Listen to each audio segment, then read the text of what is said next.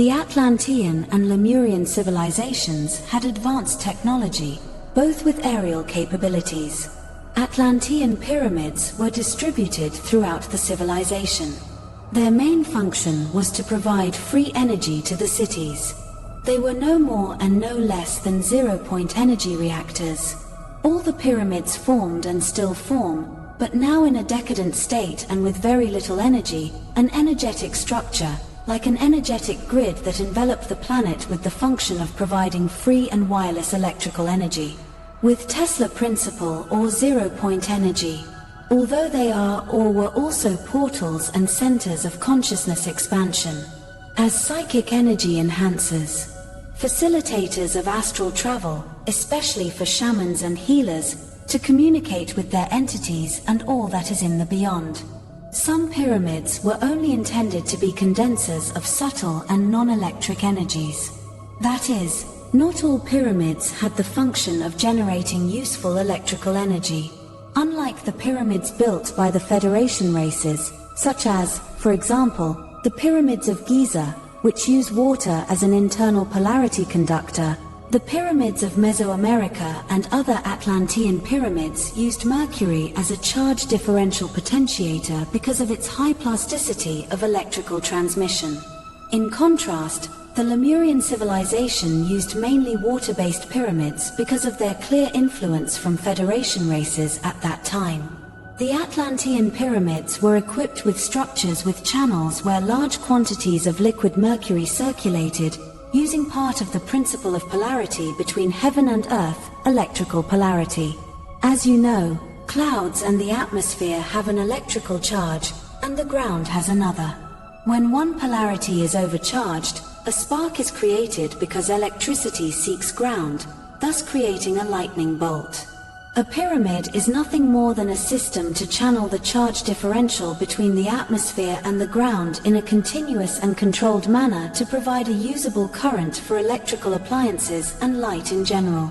For example, the Pyramid of Chichen Itza was a zero-point reactor, mercury-based, with portals as alternate use, with links to the sun especially. The mercury was exported from off-planet refineries. I cannot know the exact location of these refineries.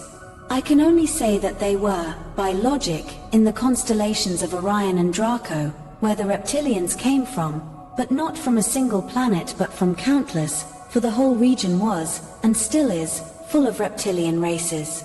And note that many races called reptile or reptilian are not necessarily reptilian-based, but only have reptilian appearance. Some look like reptiles, but are actually mammals. Returning to the refineries, it is not that they were characterized by them precisely, but as an interstellar civilization they necessarily had some kind of industry to back it up for what was necessary. As it happens with any other interstellar civilization, since they cannot manufacture their ships from nothing, they have to have their means of production, factories of ship parts, shipyards, and all that. You can't manifest a ship by thought. They are not at that level of consciousness advancement. Yes, you can manifest a ship with thought from very high densities, of course, but, as I said before, if you can manifest a ship with thought, you don't need a ship. So Mercury was brought to Earth through portals or with primitive ships that use star portals as a means of transcending great distances. Mostly natural portals in space, like suns, or those found on large planets like Saturn. But also small artificial ones, such as portable or nearly portable portals. Just as an illustration, they are very much like the Stargate ones. Mercury is mined on planets or asteroids, then refined to remove impurities and turned to electrical grade, but it still has more uses. Since it is a heavy metal, it can be enriched, as uranium is enriched for later use in a nuclear power plant. In Atlantis there were also nuclear power plants that ran on uranium, but they were mainly for weapons use.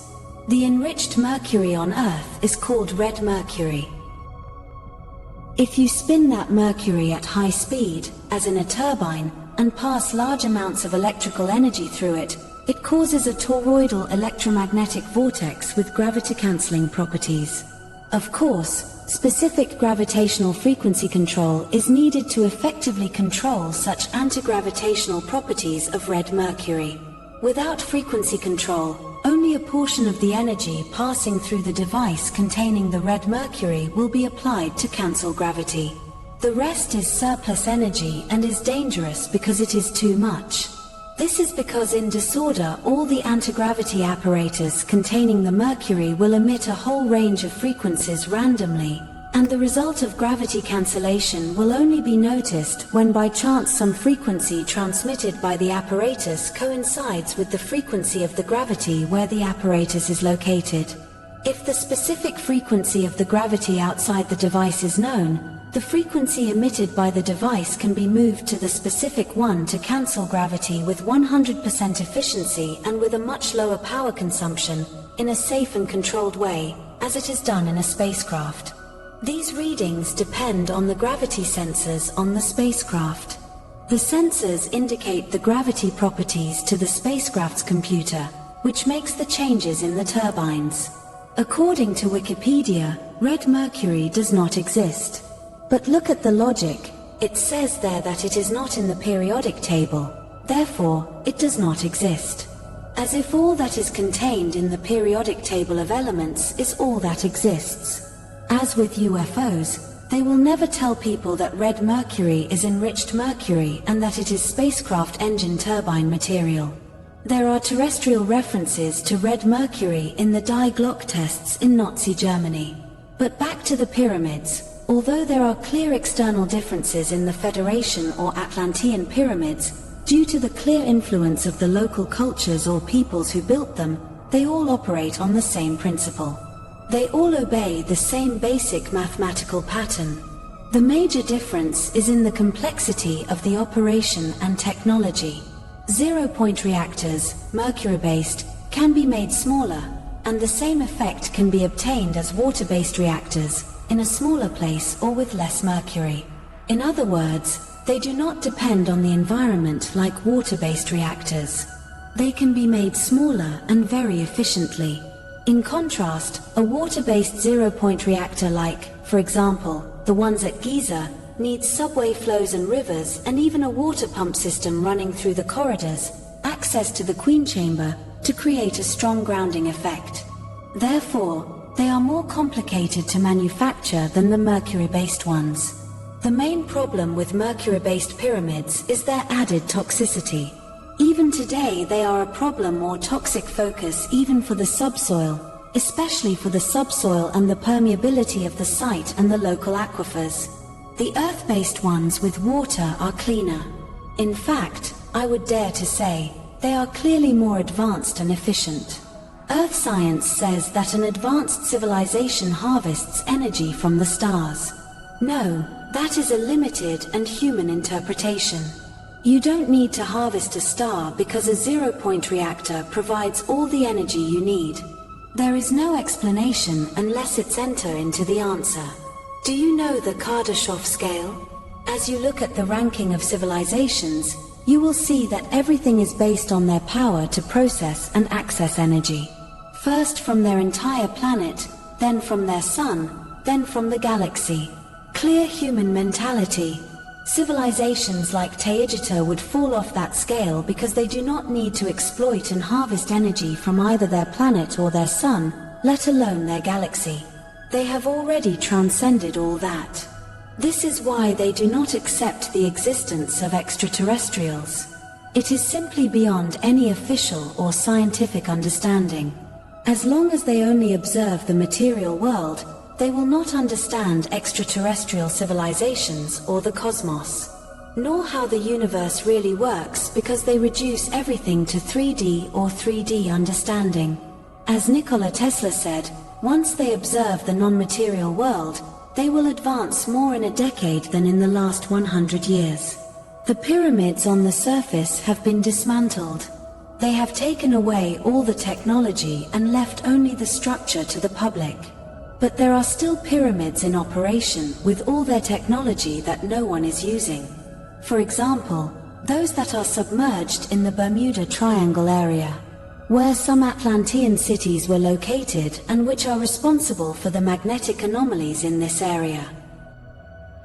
But also, for example, there is another one in Crimea in a subterranean chamber in the south of the island.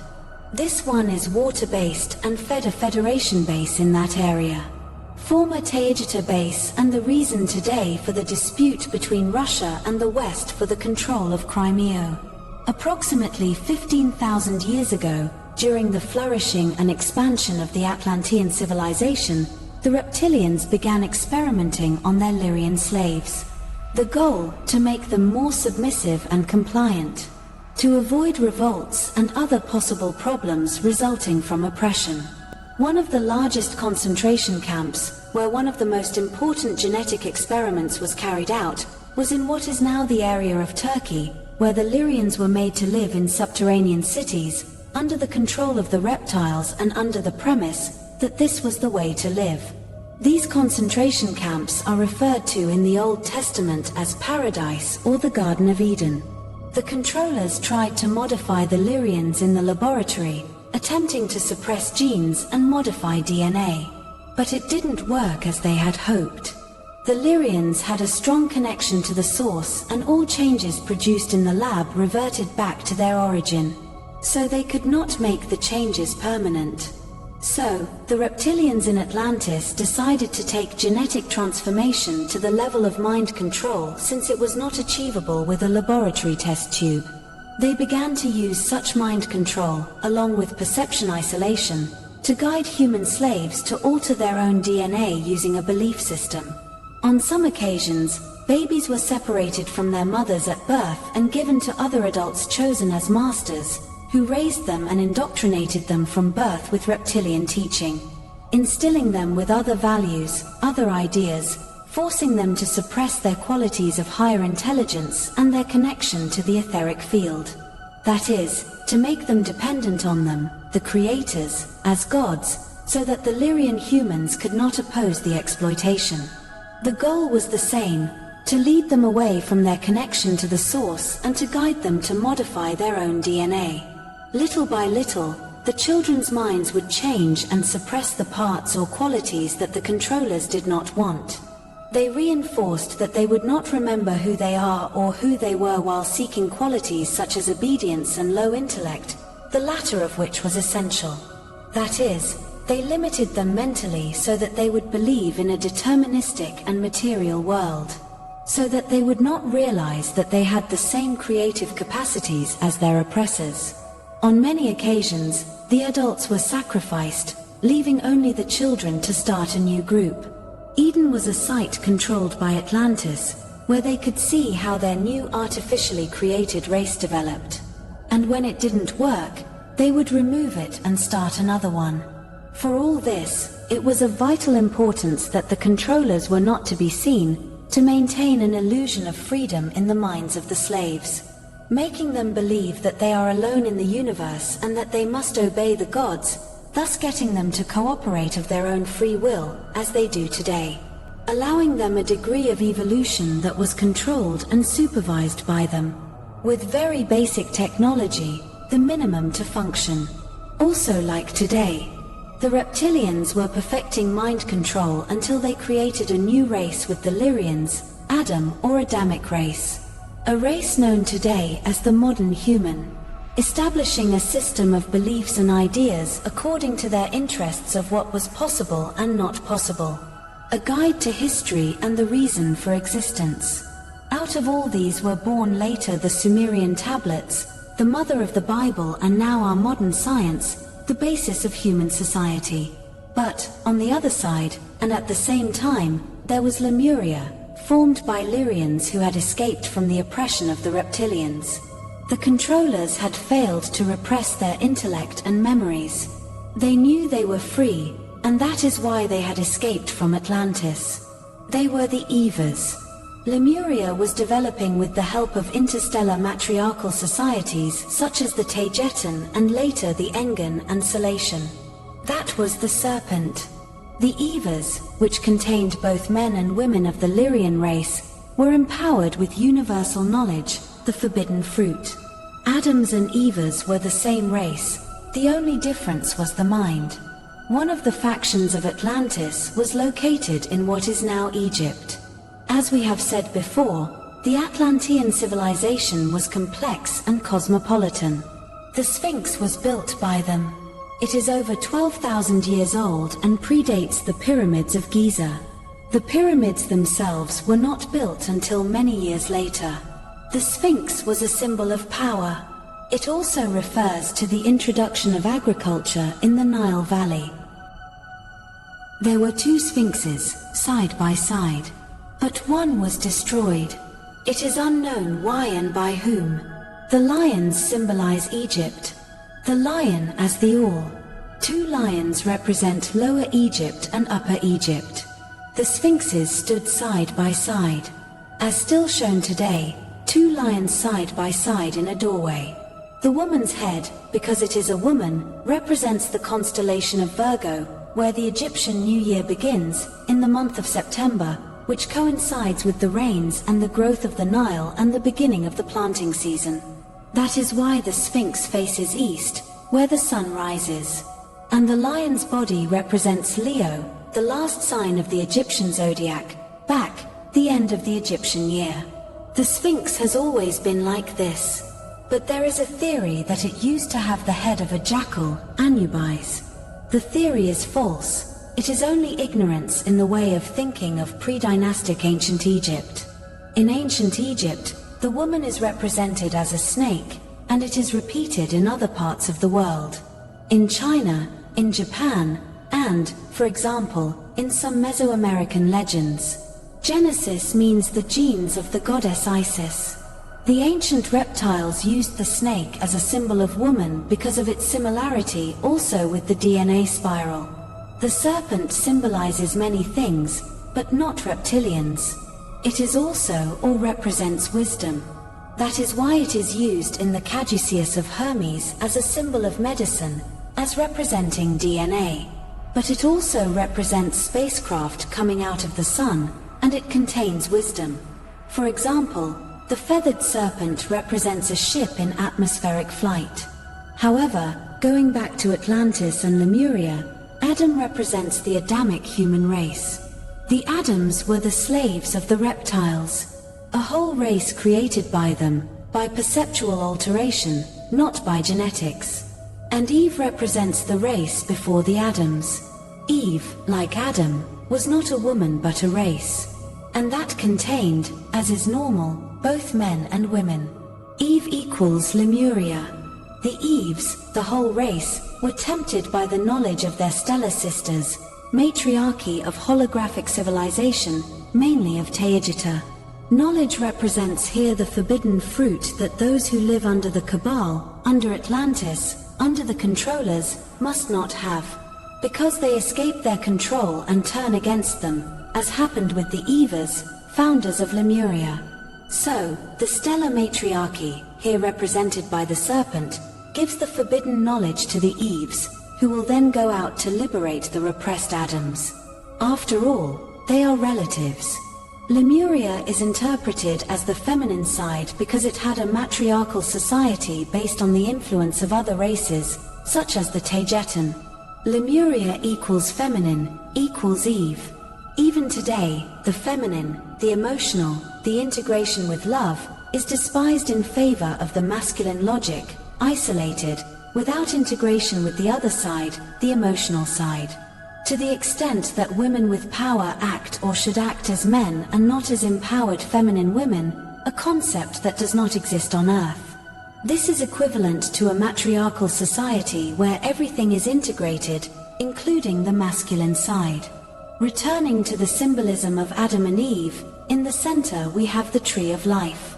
The concept is, as I was telling you the other day, first Egyptian and then Sumerian, in that order. Contrary to what they tell you there, Egypt precedes Sumer and Babylon. The serpent with the tree creates the caduceus, medicine, but which comes from the serpent. Serpent equals woman, and that brings applied knowledge that came from a ship. Ship equals serpent. That is, coming from outside the planet. And on the other hand, we have the Paradise, or Garden of Eden, which was not a paradise but a concentration camp where they experimented with human beings. This experiment, it could be said, had a period of duration of about 2,500 years, placing it from about 15,000 years ago to about 12,500 years ago. Dates, as always, only approximate. And during this period of time, it was under the dominion of the Atlantis civilization. They put them in the subterranean cities, implanting ideas in them from birth, teaching them that this is the way to live, that this is the best way to protect themselves. So they do it at will because they have no other choice. It's like asking me, how do they convince modern humans to live all together agglomerated in large, illogical, dirty, overpopulated, and sickening cities? It is the same thing. They just have to create in the minds of the humans the idea that living like this, underground, is the best option for them. That's why archaeologists themselves don't understand why or how they made or excavated these subterranean cities, with surprisingly good ventilation despite the depth, since the inhabitants were quite primitive. That doesn't fit into their concepts of the capabilities of the Neolithic inhabitants. And that's because those subterranean cities were built by beings with very advanced technology, but with the intention of placing their human farm there. The structural calculations combined with the right shapes to promote ventilation would simply be a nightmare or nearly impossible for the level of understanding of the people of that time. But the secret is in the non-rectilinear, curved shapes of the internal structures. The fact that they use today straight, square, and rectangular box-like structures in houses and buildings does not promote the energy to move, which can be called chi, and which also sees and provides the dynamics of movement necessary for the air not to stagnate. And in the design of these subterranean cities, the difference in atmospheric pressure between one side of the subterranean structure and the other simply creates an air pump effect that injects or moves the fresh air throughout the structure or subterranean city, all using only atmospheric pressure and wind variables between the outlets and ventilation openings. Houses in almost all interstellar civilizations are shaped like this, rounded, with almost no straight angles for the same reasons. Returning to the mental control of the beliefs imposed at that time, the Sumerian tablets emerged, and then the Old Testament and later the New Testament as well, and other religious variants. And they contain stories from almost everywhere to include the pagan, the Druidic Celtic Gnostic, including events that happened in Egypt and Sumer, altered and distorted for the people and adjusted to their limited understanding. They are no more and no less than their data imposed on the human population as absolute truths, truths to be followed, or penalties of untold suffering for anyone who dares not to follow the rules. But nothing has changed. Same formula today as back then. Humans living in Eden were slaves without knowing they were slaves, like farm animals. They were given food, but not as if it fell from the sky, just in a way that was not so difficult for them to obtain. That is, without implying work, because to exploit them it was not yet necessary. Like that, being naked really meant that they couldn't defend themselves, that they didn't have the knowledge of how to defend themselves or to be self-sufficient, which indicates that they were indeed given free sustenance in some way. Naked, without knowledge, and without self-knowledge. Without the power to realize who they are. Also, the unsustainable fact that Adam was created before Eve proves to be symbolism here. Because first there were the Adams as a people under the control of the reptilian invaders, and then the Eves would arrive to help them. Both races were genetically similar. The rib here means that it contains a lot of DNA for cloning. But this is meaningless if taken literally. For this must be interpreted in code. Because, biologically speaking, the female will always come before the male, with the male being a variant of the female of any species. That is why males have nipples, because only the Y chromosome is activated between the second and third week of gestation, where the nipples are already formed or with the cells programmed to form them. So, in the Lyrians, as in many if not all mammalian species, The male is only a variant of the primordial being that expresses the real genetics of the species, the female. This is undeniable biology and has nothing to do with feminist agendas or the fact that the writer of these words is a woman. It is just a fact, and it is so.